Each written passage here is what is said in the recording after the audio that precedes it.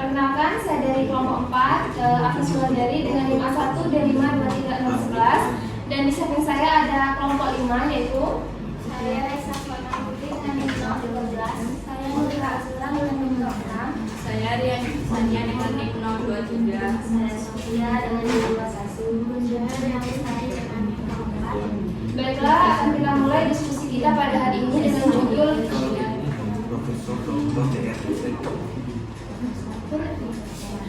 judul prosedur perundang-undangan pendidikan. Kepada pemateri pertama, saya persilakan.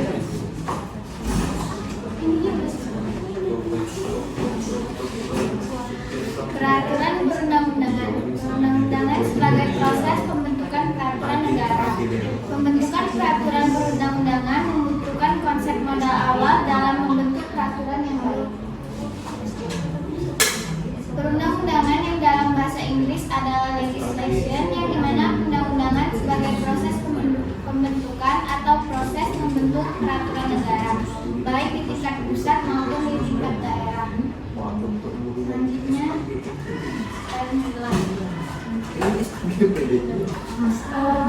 Fungsi internal yang sama itu sistem hukum terhadap kaidah hukum. Yang kedua, eksternal yang mengikuti fungsi perubahan dan peraturan perundang-undangan dengan tempatnya berlakunya.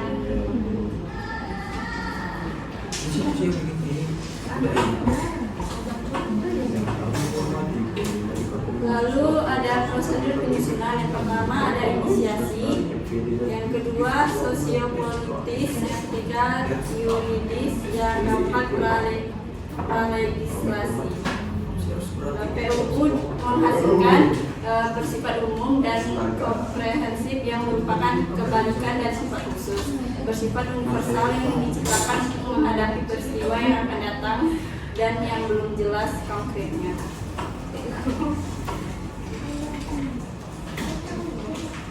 Selanjutnya ada sistem pendidikan menurut perundang-undangan. Yang pertama, sistem pendidikan nasional itu yang berdasarkan nilai Pancasila dan Undang-Undang Dasar. Selanjutnya, sistem pendidikan nasional terdapat standar atau pencapaian lulusan pendidikan. selanjutnya kesimpulan. Peraturan perundang-undangan harus memiliki dasar hukum pada peraturan perundang-undangan yang lebih tinggi tingkatannya. Adapun proses atau perumusan peraturan perundang-undangan meliputi tahap inisiasi, tahap sosiopolitis, dan tahap yuridis. Itulah pemaparan materi dari kelompok 5. Selanjutnya saya akan membuka sesi tanya jawab dengan 3 pertanyaan. Kepada kelompok 2 saya persilakan. Kepada Rianti saya persilakan. Baik, saya yang tugas yang ini dengan NIM 05 bertanya kepada kelompok materi. Dalam PPT Galeri menjelaskan sistem pendidikan nasional terdapat standar pencapaian lulusan pendidikan. Tolong jelaskan standar pencapaian lulusan pendidikan saat ini bagaimana? Terima kasih. Selanjutnya kepada teman-teman yang ingin bertanya saya persilakan.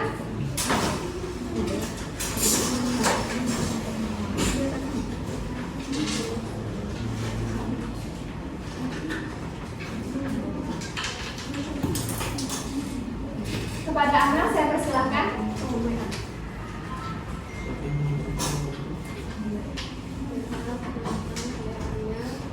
Pertanyaannya, tolong jelaskan prosedur penyusunan perundang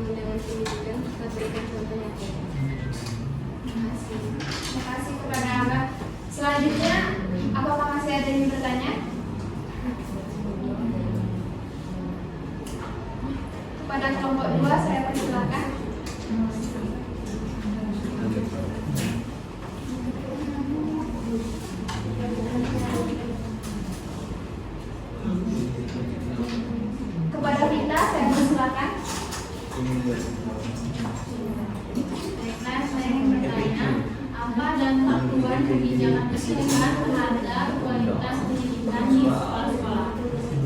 Baik, terima kasih kepada kita.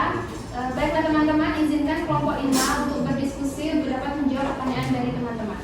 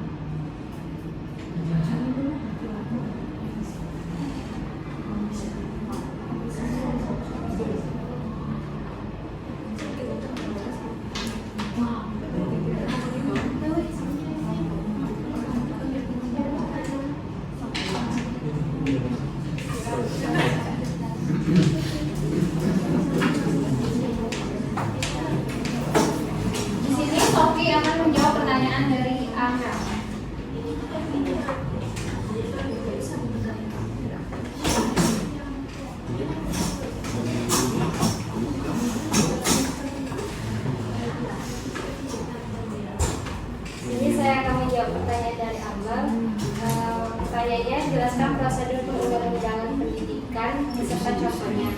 Yang pertama itu inisiasi. Inisiasi ini merupakan tahap awal di mana ide atau gagasan untuk membuat undang-undangan muncul. Gagasan ini berasal dari pemerintah, DPRD atau DPD. Contohnya itu ketika pandemi COVID-19, pemerintah menginisiasi gagasan untuk membuat undang-undangan cipta kerja untuk mendorong pemulihan ekonomi nasional. Yang kedua, sosial politik. Pada tahap ini, pertimbangan dari segi sosial dan politik terkait dampak serta penerimaan dari masyarakat terhadap gagasan tersebut. Sebagai contoh, sebelum menyusun minerba atau mineral dan batu bara itu, pemerintah mengadakan konsultasi dulu publik dengan berbagai kelompok masyarakat atau pengusaha tambang. Selanjutnya, yuridis. Yuridis ini adalah proses penelaahan dari segi hukum, di mana tahap ini para ahli hukum mengkaji apakah gagasan undang-undangan tersebut sesuai dengan peraturan perundang-undangan.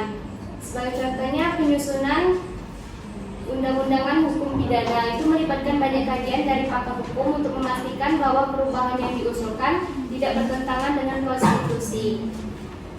Yang terakhir, pralegislasi. Pralegislasi ini merupakan tahap di mana rancangan undang-undang yang telah disusun kemudian dibahas diajukan secara resmi. Contohnya dalam penyusunan perlindungan data pribadi, Kementerian Komunikasi dan Informasi melakukan diskusi dengan kementerian terkait. Kepada Amel, apakah jawaban dari Sophie dapat diterima? Terima kasih. Baiklah, kepada teman-teman kelompok 6 dan 1, apakah ada yang ingin menambah atau menambah? Saya persilakan.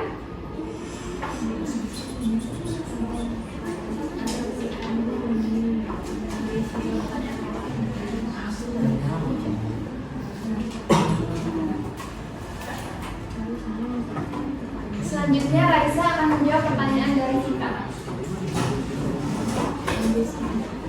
Baiklah, pertanyaan pertanyaannya tadi, apa dampak perubahan kebijakan perundang-undangan pendidikan terhadap kualitas pendidikan di sekolah? Di sini dampak perubahan kebijakan perundang-undangan pendidikan memiliki dampak yang bersifat positif maupun negatif. Dampak positifnya pertama ada peningkatan mutu, yaitu kebijakan baru yang berfokus pada peningkatan kualitas pendidikan seperti kurikulum yang relevan. Lalu ada akses yang lebih luas, yaitu kebijakan yang memberikan akses pendidikan yang lebih luas bagi semua kalangan. Lalu ada adaptasi terhadap perubahan, yaitu kebijakan yang fleksibel dan responsif terhadap perubahan zaman dan kebutuhan pasar kerja dapat memberikan lulusan memiliki kompetensi yang relevan dan siap menghadapi tantangan di masa depan. Selanjutnya ada dampak negatif, yaitu ada ketidakstabilan atau perubahan kebijakan yang kurang sulit. Ada beban tambahan, yaitu implementasi kebijakan seringkali memerlukan sumber daya tambahan baik finansial maupun sumber daya manusia. Adapun kesulitan adaptasi yang kebijakannya terlalu cepat atau kompleks dapat menyulitkan guru, siswa, dan sekolah untuk beradaptasi.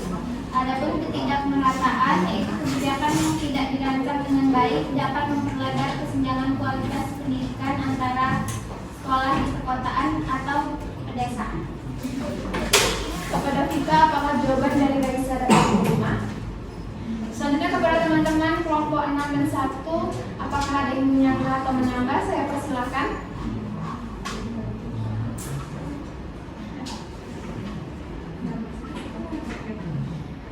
Selanjutnya, Nurila akan menjawab. Oke, baiklah. Saya ulangi lagi kepada Erika. Saya persilakan.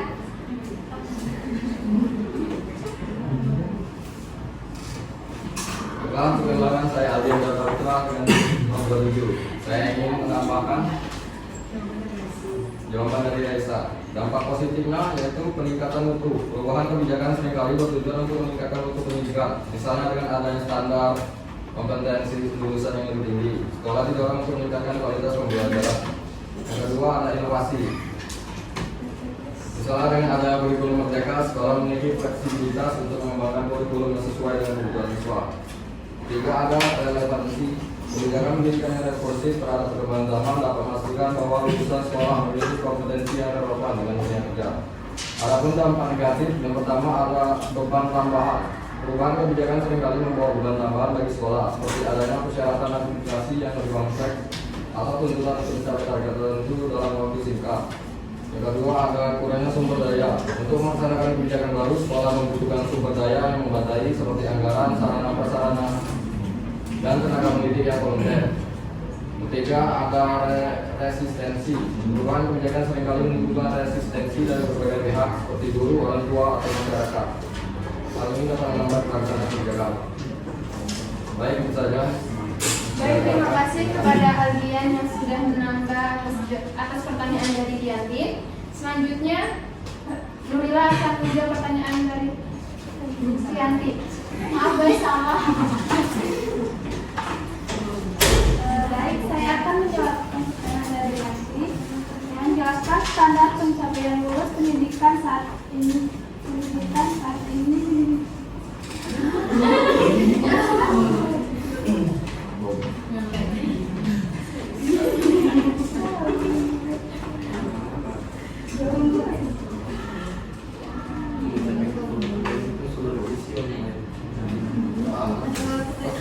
Jawabannya jelaskan bagaimana standar pencapaian lulusan pendidikan saat ini. Standar pencapaian lulusan saat ini mengacu pada kriteria minimal yang harus dimiliki oleh peserta didik setelah menyelesaikan suatu jenjang pendidikan. Ini seperti patokan untuk memastikan siswa memiliki pengetahuan, keterampilan, dan sikap yang diperlukan untuk melanjutkan ke jenjang pendidikan selanjutnya atau memasuki dunia kerja. Secara umum, standar pencapaian lulusan mencakup yang pertama adalah pengetahuan, memahami konsep dasar dari mata pelajaran yang dipelajari dan mampu menerapkannya dalam berbagai situasi. Yang kedua, keterampilan, yaitu mampu berpikir kritis, memecahkan masalah, berkomunikasi efektif, ketiga, sikap memiliki sikap yang positif seperti jujur, disiplin, bertanggung jawab, dan peduli terhadap lingkungan. Pada yang itu, apakah jawaban dari Nurila dapat diterima? Para teman-teman kelompok 6 dan 1, saya persilakan untuk menambah atau menyanggah. Baiklah, kepada Deka saya persilakan. Saya izin melaporkan nama saya Deka Ramadi, nanti nomor 16 dan dari pertanyaan dari jawaban Nurila. Tanda pencapaian usaha saat ini di Indonesia berpedoman pada standar kompetensi lulusan atau SKL yang ditetapkan oleh Kementerian Pendidikan dan Kebudayaan. SKL ini bertujuan untuk memastikan peserta didik memiliki kompetensi yang dibutuhkan dalam pengetahuan, keterampilan, dan sikap sesuai dengan tingkat pendidikan mereka. Sekian, terima kasih. Terima kasih kepada Deka. Para teman-teman yang lain, apakah ada lagi yang menambah atau menyanggah? Saya persilakan.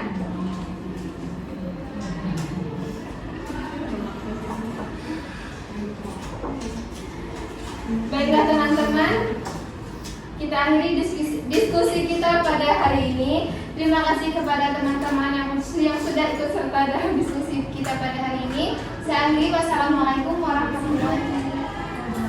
Waalaikumsalam. Selamat ya teman-teman. Kepada kelompok 3 saya persilakan untuk memberikan kesimpulan atas materi kita pada hari ini. Baik, di sini saya dari kelompok 3 akan menyimpulkan materi dari kelompok 5. Pembentukan peraturan perundang-undangan di Indonesia adalah kunci dalam pembangunan hukum nasional yang terencana dan berkeadilan. Perundang-undangan mencakup proses dan hasil hukum dengan ciri umum, komprehensif, dan kemampuan untuk mengkoreksi diri. Fungsi peraturan dibagi menjadi fungsi internal terkait penciptaan hukum dan fungsi eksternal yang mencakup dampak sosial. Proses penyusunan terdiri dari 3 tahap: inisiasi ide masyarakat sosiopolitis untuk mendiskusikan gagasan, dan tahap yuridis yang fokus pada perumusan hukum. Pendekatan sistematis ini penting untuk menghasilkan hukum yang adil dan sesuai dengan kebutuhan masyarakat. Itulah kesimpulan dari kelompok 3. Terima kasih kepada dia. Baiklah teman-teman, kita akhiri diskusi kita pada hari ini. Terima kasih kepada teman-teman yang sudah ikut serta dalam diskusi kita pada hari ini. Saya akhiri. Wassalamualaikum warahmatullahi wabarakatuh.